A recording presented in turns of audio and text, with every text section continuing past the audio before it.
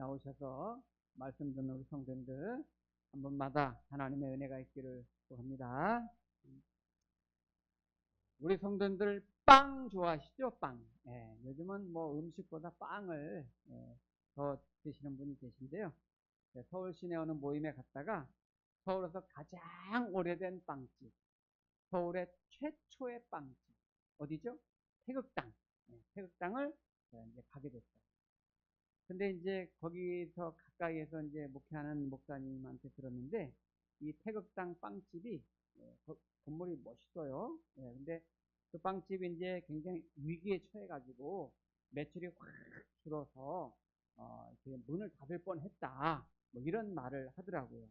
창업주의 이제 손자가 그걸 이어받아가지고 경영을 하고 있는데 침체에서 지금은 이제 벗어났는데 이제 손자는 할아버지가 이 빵집을 경영할 때 이제 굉장히 손님이 북적북적하고 굉장히 아주 잘 됐대요. 그래서 계속 잘 될 줄만 알았는데 한 이제 10여 년 전에 이어받고 보니까 자기 생각과는 다르게 매출이 점점 떨어지기 시작했고 이러다가 문 닫는 거 아닌가 위기감이 들었던 거죠.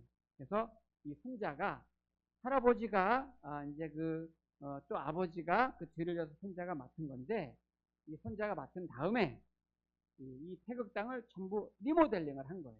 이러다가 문 닫겠다 해가지고 리모델링을 쭉 했는데 젊은 손님을 이제 맞이하기 위해서 메뉴를 일단 핵심 메뉴를 전부 개발을 해서 바꾸고 또 카페도 만들어 놓고 그리고 커피 맛도 완전히 바꿔서 개발을 하고 브랜드도 바꾸고 전부 다 바꾼 거예요. 그런데 이제 그 태극당 이제 건물에 가시면 거기 인상적인 구호가 딱 붙어 있어요. 건물에 뭐라고 붙어 있냐면 많은 것이 바뀌었지만 아무것도 바꾸지 않았습니다. since 1946년 이렇게 있습니다. 많은 것이 바뀌었지만 아무것도 바꾸지 않았습니다. 그게 굉장히 인상적이죠. 저는 그 목사님 얘기도 듣고 그 구호도 이렇게 보면서 느낀 게 아무래도 목회자다 보니까 우리 한국 교회도 여러분 1970년대 80년대 엄청나게 부흥이 일어났잖아요. 한국 교회가 굉장히 부흥했어요. 그런데 안타깝게도 지금은 한국 교회가 굉장히 정체가 되고 회복가 되고 있단 말이에요. 그래서 영적으로도 그렇고 양적으로도 그렇고 교회마다 침체기를 겪고 있습니다. 저도 항상 이제 기도하면서 어떻게 하면 우리 한국 교회가 또 어떻게 하면 우리 목동 교회가 영적으로 양적으로 성장할까 늘 고민하고 기도하지 않겠습니까? 이 빵집의 이 손자가 가진 마음 뭔가 교회도 새로워져야 되고 뭔가 바뀌어야 된다. 변화가 있어야 된다. 이런 생각을 가지면서 동시에 많은 것이 바뀌어야 되는 거 맞지만 아무것도 바꾸지 않았다. 라고 하는 그 또 이 본질적인 것도 또 중요하게 마음에 와 닿았어요. 그러니까 본질은 바꾸지 않은 거죠. 교회는 날마다 새로워져야 되고 개혁돼야 되는 게 맞지만 그러나 동시에 교회에서 굉장히 중요하게 여기는 그 본질이 뭐냐. 그거는 세속화되지 않도록 잘 지켜야 된다는 거죠. 오늘 예수님이 바리새인과 서기관들과 바로 그 말씀과 본질과 또 이 관습과 관례와 전통과 다투는 이야기가 성경에 담아져 있어요. 이 바리새인과 서기관들은 굉장히 이 전통을 중요시하는데 이들이 예수님께 찾아와가지고 당신 제자들은 손도 안 씻고 음식을 먹습니다. 이렇게 말을 하고 시비를 거는 거예요. 이거는 정결 예식에 관한 겁니다. 그러니까 위생적으로 이렇게 지저분한데 이렇게 위생적인 차원에서 말한 게 아니라 구약의 율법에 정결 예식으로 잘못됐다 이런 질문을 하는 거예요. 그러면 음식을 먹는 규정이 어떻게 되어 있었냐면 제가 읽어드릴 테니까 들어보세요. 출애굽기 30장 19절 말씀에 아론과 그의 아들들은 제사장입니다. 그죠? 아론과 그의 아들들이 그 두멍에서 수족을 씻되 그들이 회막에 들어갈 때에 물로 씻어 죽기를 면할 것이요 제단에 가까이 가서 그 직분을 행하여 여호와 앞에 화제를 살을 때에도 그리할지니라. 그러니까 손을 씻지 않고 이 회막에 들어가면은 죽음과 연결이 되는 거예요. 아주 큰일 나는 거예요. 왜냐하면 하나님을 대면하는 중요한 방식 중에 하나가 손을 씻고 제사를 집례하고 하나님 앞에 가야 된단 말이에요. 그런데 원래는 이 규정이 예배와 제사를 인도하는 제사장들에게만 한정된 명령이었단 말이에요. 일반 성도는 아니고. 근데 바리새인들은 이거를 해석하기를 이거는 제사장들만 해당되는 게 아니라 하나님의 백성이라면 다 이렇게 해야 된다 하고 이 율법을 자기네 전통으로 규정을 한 거예요. 물론 좋은 의미죠. 좋은 의미인데 그 전통에 위험 요소가 있는 거예요. 그 전통이 말씀을 위에 올라가면 안 된다는 건데 이들은 그 전통을 말씀 위에 올려놓은 거예요. 그래서 장로의 전통이란 말을 자꾸 쓰는 거예요. 거기 이제 5절에 보시면은 3절에서도 보세요. 3절에서 바리새인들과 모든 유대인들은 장로들의 전통을 지키어 손을 잘 씻지 않고서는 음식을 먹지 아니하며. 근데 5절에서도 이에 바리새인들과 서기관들이 예수께 묻되 어찌하여 당신의 제자들은 장로들의 전통을 준행하지 아니하고 부정한 손으로 떡을 먹나이까. 그러니까 이건 말씀에 그렇게 기록된 건 아닌데 율법을 자기네 확대해가지고 그걸 갖다가 전통으로 만들어버린 거예요. 제사장들만 한정된 거를 자기네 전통으로. 그러니까 예수님이 뭐라고 대답하나 이게 중요한 겁니다. 9절에 보시니까 9절에 보시면 또 이르시되 너희가 너희 전통을 지키려고 하나님의 계명을 잘 저버리는도다. 전통을 지키려고 지금 전통과 계명을 대비시켜놨죠.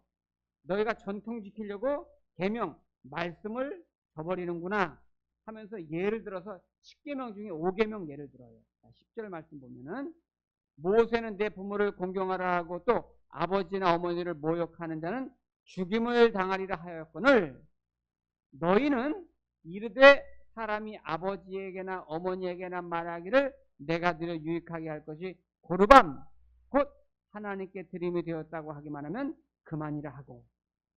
네. 그러니까 지금 요게 무슨 얘기냐면요. 이 당시에 이 바리새인과 서기관들이 장로의 전통이 중요하다. 요 전통 중에 고르반 전통이 있어요. 요거를 굉장히 중요하게 생각했단 말이에요. 그거를 예수님이 그 고르반 전통을 인용해가지고 말씀을 하시는 거예요. 유대인들은 서원법 중에 고르반 서원이 있는데 중요하게 지켰단 말이에요. 이 고르반이 뭐냐면 하나님께 드릴 거를 미리 구별해 놓는 거예요. 그러니까 내 재산이나 토지나 또 뭐 재물이나 이런 것들을 하나님께 바쳐질 거잖아요. 하나님께 드리기로 했다고 규정한 거는 그게 고르반이 되는 거예요. 예를 들면 이런 거죠. 저희 어머님이 저한테 오셔가지고 아들아 내가 요새 몸이 너무 안 좋은데 좀 한약도 좀 먹고 치료도 받고 싶은데 너 돈 많이 있는 거 안다. 나한테 100만 원만 달라. 이러는 거예요. 저희 어머님이 저한테 와서 그럼 제가 아유 어머니 100만 원 있는 거 어떻게 하셨대? 여기 딱 100만 원 있는데 근데 어머니 이 100만 원은 고르반이에요. 제가 이렇게 말하는 거예요. 그러면 제가 고르반이에요. 어머님한테 100만 원 보여서 고르반이에요. 이렇게 말하면 고르반은 뭐냐면 하나님께 바치기로 한 돈이에요. 하나님께 이미 헌물로 드릴 거예요. 그게 고르반이란 뜻이에요. 그러면은 누구도 이 돈을 손댈 수가 없어요. 네. 이거는 재물도 그렇고 밭도 그렇고 땅도 그렇고 마찬가지예요. 이거는 고르반이에요. 그러면 하나님의 겁니다. 내 것도 아니고 어머니 것도 아닙니다. 이미 바쳐진 겁니다. 그게 고르반이에요. 근데 일부 이 당시에 유대인들이 자기네가 만든 그 고르반법을 전통을 악용해가지고 어머님한테 드리려니까 아까운 거야. 응? 싫으니까 이거 고르반이에요. 선언만 해놓는 거예요. 그러면 어머니들이 그러면 할 수 없지. 하나님께 바친 건데 하고 돌아가셔. 네. 돌아가셔서 나중에 완전히 돌아가신 다음에는 자기가 써버리는 거예요. 이거를. 네. 아우 내가 뭐 어떻게 먹고 살기 힘든데 이거 써야지. 핑계를 만들어가지고. 네. 이렇게 하나님의 말씀에 부모님을 공경하라는 계명을 어기면서까지 자기네 전통이 중요하니까 하나님을 팔아서 고르발이라는 전통을 자기네가 만들어가지고 자기네가 이용을 하는 거예요. 하나님의 이름을 팔아가지고. 하나님께 바친다. 서원하고 작정한 거는 좋은 일이지요. 그런데 그거를 악용을 해가지고 하나님의 말씀을 폐하는 짓을 버리는 짓을 하고 있는 거예요. 예수님이 오늘 그거를 지적하는 거예요.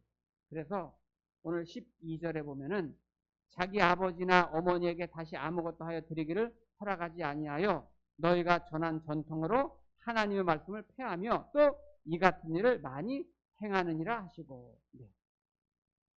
그러니까 하나님 공경하지도 않으면서 그렇게 하는 거예요. 그러니까 이 전통이 하나님의 말씀을 폐하게 되는 거예요. 장로들의 전통이, 그 관습이. 이런 관습과 규례가 말씀보다 더 위에 자리를 잡은 거예요. 그런데 그런 전통이 그때만 아니라 쭉 교회 전통으로 내려와 가지고 오늘날에도 교회 안에 이런 잘못된 전통이 있을 수 있는 거예요. 이제 예전에 이제 들은 이야기인데요. 어느 부목사님이 이제 어느 교회 이제 막 목사 임직을 받아가지고 교회 부임을 했어요. 근데 담임 목사님한테 부목사로 갔어요. 근데 그 담임 목사님이 해외에 이제 외국에 세미나가 있어 한 2, 3주 교회를 비우게 되니까 이제 목사 안수를 받은 그 부목사님이 담임 목사님 대신해서 이 강단에 나와서 주일 예배를 인도하게 된 거예요. 여러분, 저도 매주 올 때마다 설 때마다 두렵고 떨리는 마음이 있습니다. 당연한 거죠. 그런데 평소에 서지 않던 분이 강단에 올라오면 얼마나 긴장이 되겠어요. 그죠? 긴장이 되고 캄캄하고 헤맬 수가 있지요. 그런데 이 부목사님이 이제 예배를 처음으로 강단에 와서 예배를 인도하는데 예배를 시작할 때 여러분, 이제 우리 교회는 없지만 예전에 여기 종 있는 거 아세요? 네, 옛날에 예배 드릴 때는 여기 종이 있었어요. 종이. 네. 십자가 모양의 종이 있어요. 땡 하면서 묵도하겠습니다 이러면서 예배 시작했어요. 옛날에는 몇 년 전까지는 그렇게 많이 했어요. 여기 십자가 종이 타종이 있어가지고 땡기는 종도 있고 그냥 땡 내려치는 종도 있어요. 그리고 예배 시작했단 말이에요. 그런데 이 교회가 100년이 넘은 교회인데 그거를 항상 하면서 예배를 시작했는데 이 부목사님은 너무 긴장을 해가지고 이거를 치는 거를 깜빡을 하고 그냥 예배를 시작을 한 거예요. 그리고 이제 예배를 자 이렇게 이제 마치고 끝났는데 그날 종을 치지 않은 것 때문에 종을 치지 않고 예배를 인도했기 때문에 그것 때문에 장로들이 무슨 임시 당회를 여는 거예요.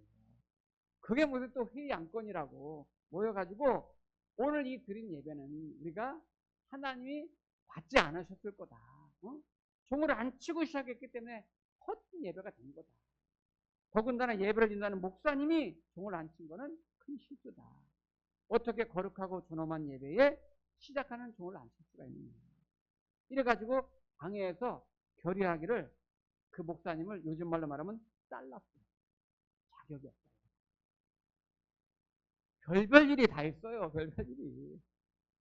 그게 무슨 성경에 어디를 찾아봐요. 성경에 어디를 여기 다 읽어보세요. 여기 종치라고 되어 있나 예배 시작할 때. 종치란에 한 구절 없어요. 어느 구절도 없어요. 완전히 이건 마가복음, 마태복음에 내가복음을 쓰는 거야. 내가복음을 장로님들이. 네. 교회 역사를 봐도 없어요. 기독교 역사에서도 쭉 봐도 뭐 종탑을 세웠다, 뭐 종소리를 종탑을 세운 종 울렸다 이런 기록은 있어도 예배 시작할 때 종을 쳤다 안 쳤다 이런 거는 없어요. 이것도 사실 세계 어느 나라에서도 예배 시작할 때 종 치는 나라는 우리나라밖에 없어요. 제가 그래서 그 유래를 찾아보고 어떻게 다 종을 치게 된 건가? 제가 그때 그 몇 년 전에 그 얘기를 듣고 찾아봤어요. 찾아봤더니 이것도 정확한 건 아니고 이제 썰인데 미국의 이제 어린이 교회 학교에서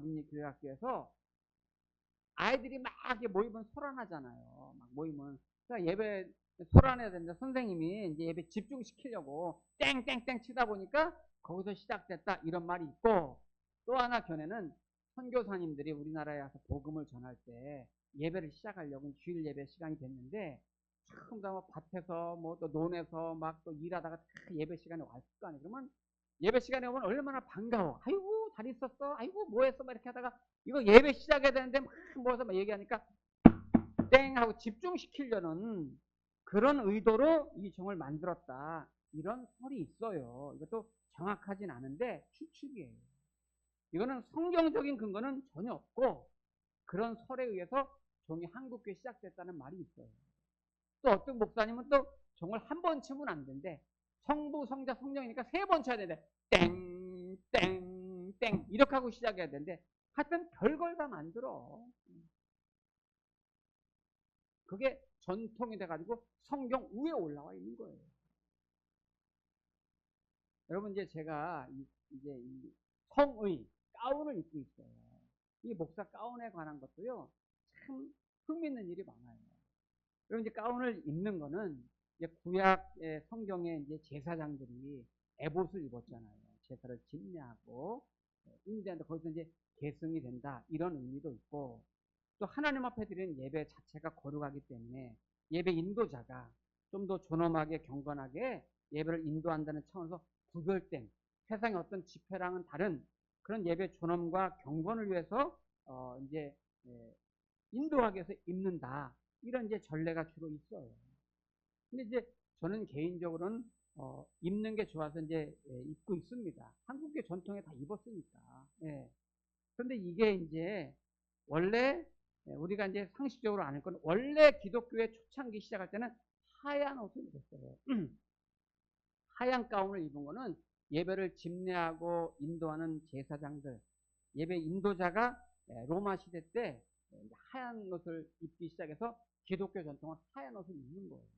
그런데 종교개혁을 할 때 칼빈이 이제 제네바에서 종교개혁을 시작할 때 교수들이나 법관들이 까만 거를 입었단 말이에요. 그 당시에 그거를 보면서 가르치는 자는 검정색을 입는 거다. 이래가지고 이 칼빈 종교개혁을 이후에는 검은 옷을 입기로 한 거예요.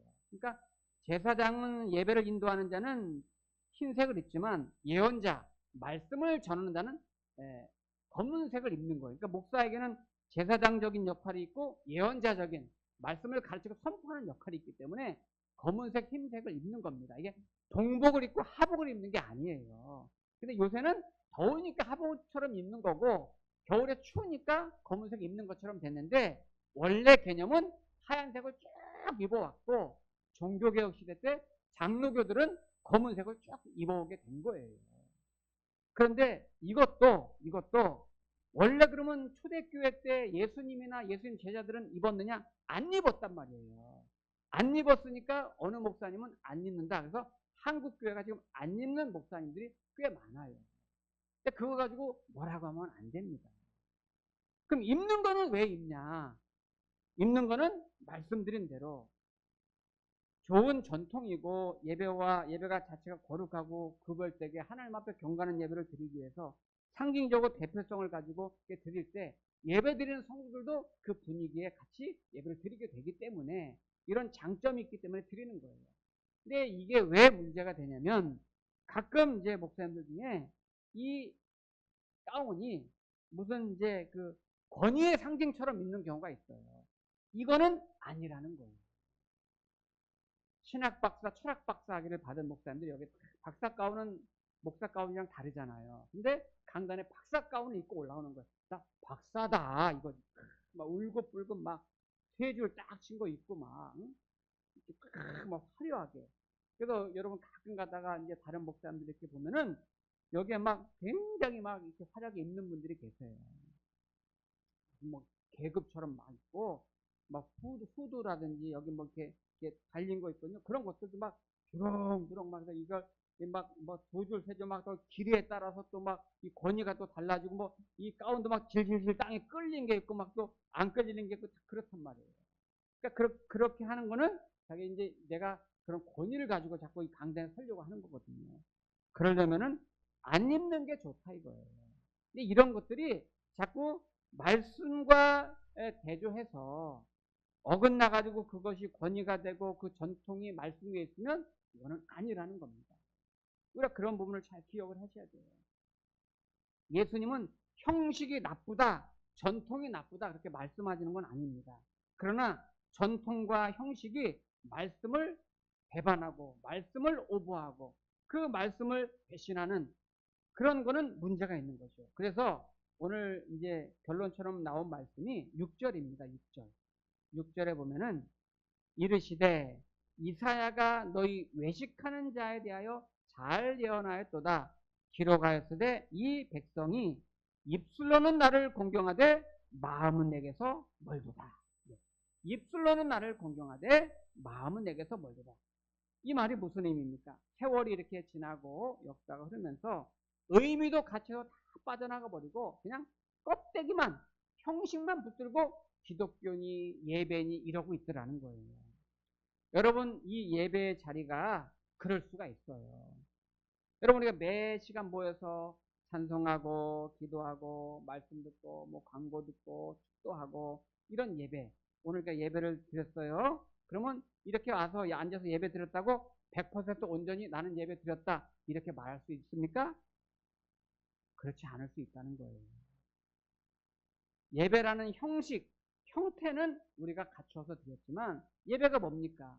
하나님의 말씀, 그 기쁜 소식을 통해서 내가 예수님과의 그 생명을 만나고 하나님의 거룩한 영광을 보고 그리고 예배를 통해서 내 상한 심령이 치유가 되고 지친 마음이 위로를 받고 소성이 되고 하나님 얼마나 날 사랑하시는지 그런 구원에 대한 확신을 다시 확인하고 정말 내 갈급한 심령 속에 그 은혜를 받으면서 그리스도의 사랑을 깨닫고 정말 다시 한번 하나님의 은혜를 감사하고 영광 돌리고 이런 것들이 이 예배 시간에 잘 이루어져서 그거를 통해서 내가 마음에 다시 한번 기쁨과 감사, 확신을 갖고 나가는 거. 이게 이제 예배의 그 본질이 돼야 되는데 우리가 수년 동안 계속 예배를 드리다 보니까 그런 예배에 대한 영광, 감격, 그런 감사, 기쁨, 거룩함 이런 건 다 사라져버리고 그냥 출석만 하는 거예요. 주일날 시간 되니까 와서 땡 하고 앉아있다가 예배다가 또 그냥 가고 그냥 이렇게.